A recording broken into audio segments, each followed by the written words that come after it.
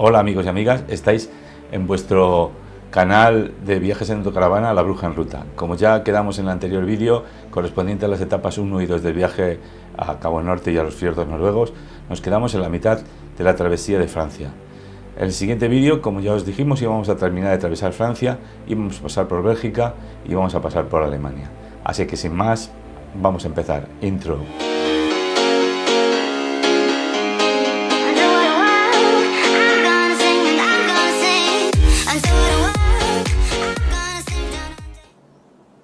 Bueno, ya estamos en ruta con el paso inevitable por algunas carreteras nacionales camino de las autopistas francesas que vamos a intentar hacer con el menor número de peajes. Os marcamos la tercera etapa, que va a tener un itinerario de 448 kilómetros. Tiene dos posibles variantes, pero variantes alrededor de París, que es la única circunstancia relativa que puede tener esta etapa.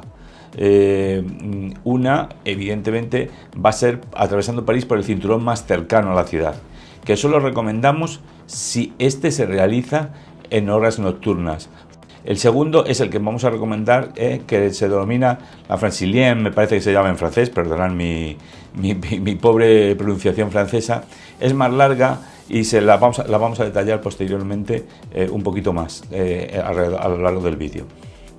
El camino hasta París es relativamente sencillo, no tiene ninguna complicación. Pasaremos por alguna carretera, ya os he dicho, ya lo habéis visto, con una carretera nacional, en algún tramo corto y nada, ya directamente todo autopista y autovías.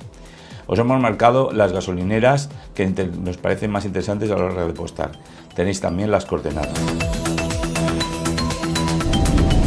Estamos en la N104, en la circunvalación más externa de París, a ir a coger la A1, dirección a la A2, o la 1, perdón, con dirección luego a la A2, camino de Bélgica.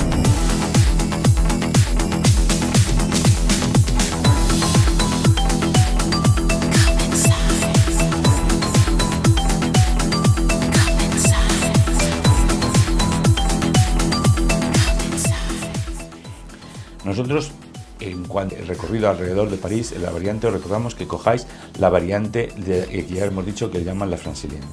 Esta recorre la Nacional 104 para coger otra vez luego la A104. Es un poco más larga que la circunvalación interna, pero merece la pena. Hay menos recorrido, hay más recorrido, pero hay menos circulación.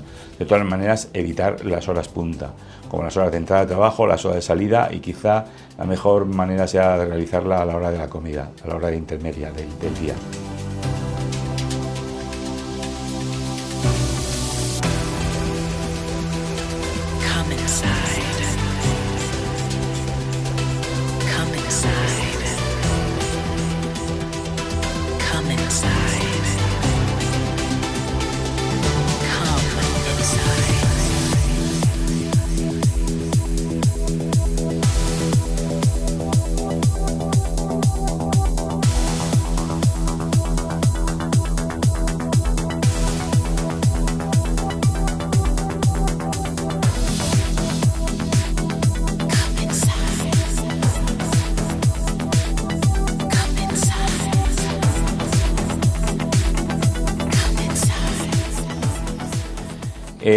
Como llegamos relativamente pronto al destino, decidimos adelantar un poco la etapa al día siguiente, comenzar con la etapa cuarta, aún estando en la tercera. Vosotros ceñiros al itinerario si queréis, no hay por qué recorrer exactamente igual que lo que hacemos nosotros. Esa etapa siguiente, que constaba de la anterior etapa, terminaba en Mons, como ya os dijimos, o como ya habéis visto, que ya era en la ciudad de Bélgica, y empezábamos a hacer en la etapa tercera parte de la etapa cuarta. Y decidimos adelantarnos un poco de la etapa cuarta e intentar ir a dormir a Lieja. Y ahí cometimos nuestro primer error de viaje. Fue un error que la verdad no nos esperábamos. Nos habían hablado que Lieja era una ciudad preciosa, y lo es, pero tiene un inconveniente. Entrar con autocaravana, como ya dijimos en los preparativos, en algunos casos es totalmente imposible. Llegamos a entrar en la ciudad, llegamos a ir a un parque, estuvimos en el parque, nos dio muy mala espina porque nos dio la sensación de que nos iban a multar, y nos terminamos marchando. Entrar en la ciudad era constantemente un problema. muchísimas zonas de prohibición medioambiental, total que al final no tuvimos más remedio que después de dar 100.000 vueltas en Lieja, tenernos que marchar, irnos a un área de servicio y allí ir a dormir. Fue un poco triste, pero la verdad que fue un fallo terrible. Esa ciudad preciosa jamás la llegamos a ver, pero bueno, estas son las circunstancias, algunas buenas y unas malas, que pasan cuando realizas un viaje de este tipo, quizá no preparando. La improvisación en estos casos a nosotros nos suele salir mal, hay otros que les salen estupendamente, pero a nosotros nos sale fatal. Por lo tanto, evidentemente no vamos a dar referencias de los sitios de dormir, porque un área de caravana, de un área normal de carretera, no merece la pena. Fue un área de urgencia, como se puede llamar. A la mañana siguiente nos levantamos, desayunamos y retomamos el camino hacia Colonia, ya que nos quedaban parte de los 257 kilómetros que consta la etapa cuarta, que ya os estamos detallando. Llegamos a Colonia y tuvimos la suerte que en el área de servicio que habíamos elegido estaba céntrica, que daba alguna plaza. No obstante, tuvimos que esperar a la entrada y salida de caravanas, que normalmente suele decir, como ya sabéis, hacia las 12 del día. Nos asentamos en el área de caravanas, os dejamos las coordenadas para que la veáis como siempre, y decidimos irnos a la ciudad. Desde el área de autocaravanas hay un precioso paseo a lo largo del río que llega hasta la Catedral de Colonia. Allí vais a ver el puente más famoso de Colonia y vais a ir a la catedral. Y bueno, de ahí pues, quizás hay que destacar que es lo más importante de ver en Colonia. Colonia, por hacer un poco de información, pues ya sabéis que es la cuarta ciudad más importante y más poblada de Alemania, que tiene más de 1 millón de habitantes y que es célebre por la famosa catedral. Fue la más grande y alta, entendemos, de Europa, y por lo tanto se denominó como el edificio más alto de Europa, con 157 metros. Y estuvo reinando en esa altura de entre los años 80 a los años 84. Posteriormente fue superada por la iglesia, bueno, por la catedral, que nosotros ya la conocemos, la catedral de Ulm, que tiene 5 o 6 metros más de altura. Hoy en día creo que sigue siendo la catedral más alta de Alemania, y ostentó ese récord desde el año 1890.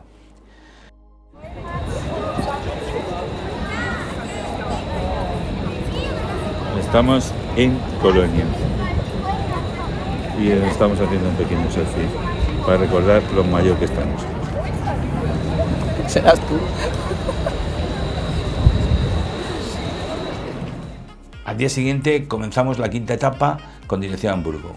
Esta etapa solo costaba de 429 kilómetros, y digo solo, pero bueno, en teoría para nosotros 29 kilómetros por autopista no debe suponer un gran problema.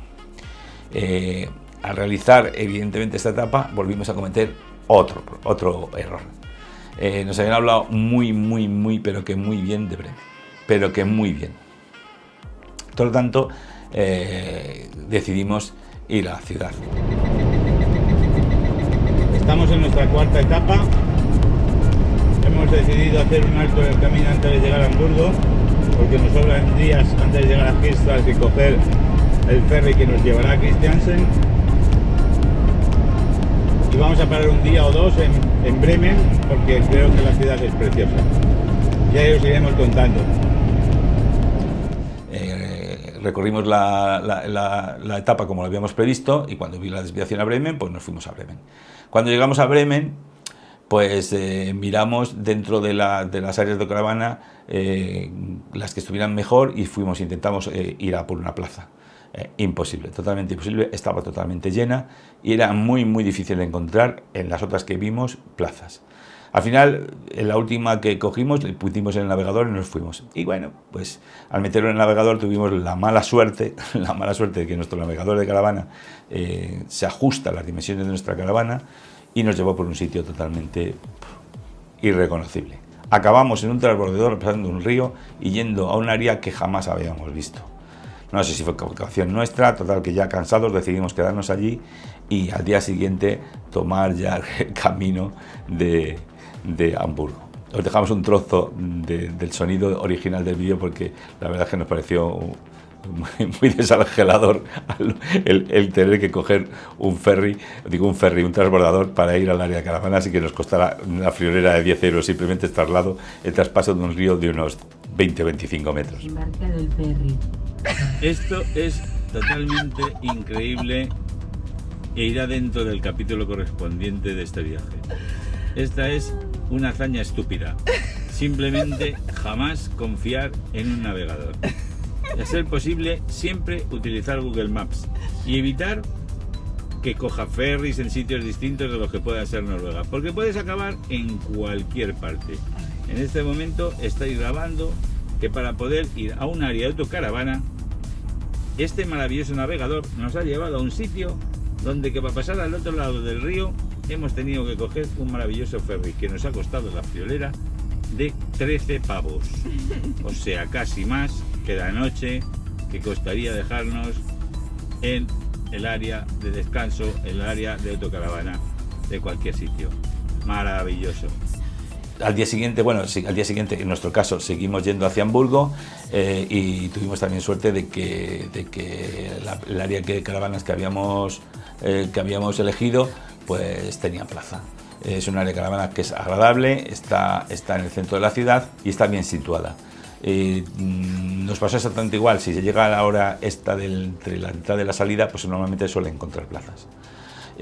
Nosotros no habíamos estado nunca en Hamburgo y nos pareció una ciudad encantadora. Decidimos hacer un recorrido a pie y comer en algún sitio dentro de la ciudad. Dentro de lo que nosotros que habíamos previsto visitar, pues empezamos en primer lugar por el ayuntamiento, que está situado en una plaza maravillosa que me parece que se llama Rathausplatz, creo. Es uno de los lugares que hay que visitar sí o sí en Hamburgo. Os daremos ahora las fotos que nosotros hicimos. Se inauguró en 1897, después de que un incendio lo destruyera, que destruyera el anterior edificio. Se construyó en la mayor época de posteridad de la ciudad y bueno, pues cabe destacar la columna central que estáis viendo en algunas fotos, que tiene la friolera altura, tiene la altura respetable de 112 metros. Luego está bien conocer la calle La Strasse, creo que se pronuncia así, que está repleta de casas antiguas, que parece un cuento, con fachadas del estilo neerlandés, como en Holanda, construidas entre el siglo XVII al siglo XIX, están a orillas de un canal y es uno de los sitios más bonitos de ver en Hamburgo. Os dejamos alguna que otra foto. Situada entre la iglesia de San Nicolás y el puerto, a día de hoy podemos decir que por fortuna muchas de estas casas resistieron a los bombardeos de la Segunda Guerra Mundial. Y aunque otras han sido reconstruidas, eso no le quita el encanto de la situación actual que tiene. Es como trasladarte unos siglos atrás. El Speicherstraat, aunque Hamburgo no tiene mar, los grandes ríos como el Elba y los canales y los lagos artificiales la han convertido en una ciudad marinera y el segundo mayor puerto de Europa, en el que destaca el área del Speicherstraat, que os ponemos algunas fotos. El distrito portuario, llamado también la Hafen City, que es una de la antigua zona de descarga y almacenamiento de la ciudad, que ha sufrido un cambio radical, es realmente impresionante, la verdad, ha quedado precioso, gracias a un gran proyecto urbanístico, la verdad que ha quedado muy bien. Además, este barrio es famoso por tener el área de almacenes más grande del mundo, porque fue declarado Patrimonio de la Humanidad por la UNESCO, y donde destacan los almacenes de estilo gótico de ladrillo rojo, es una preciosidad verlo. Más, pues el lago Asler, uno de los lugares que ver en Hamburgo. Asler, perdón, no sé si lo pronuncio bien. Más, tenemos las ruinas de la iglesia de San Nicolás. A nosotros nos encantaron. Es un ejemplo de los estragos que causaron las bombas en este país durante la Segunda Guerra Mundial. La torre de la iglesia de San Nicolás, como le llaman, o también permanece en pie como un monumento conmemorativo y un momento que recuerda la memoria.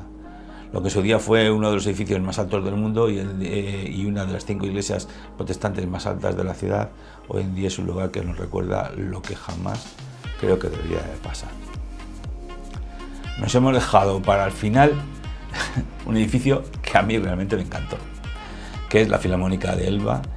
De la Filarmónica de Elba es Es decir, que es una sala de conciertos que destaca por la arquitectura que tiene, la fachada es preciosa, cristalada, vais a ver un montón de fotos, es un edificio singular y un emblema del nuevo Hamburgo, del nuevo ciudad. La verdad es que no tardará en ser la insignia de la ciudad.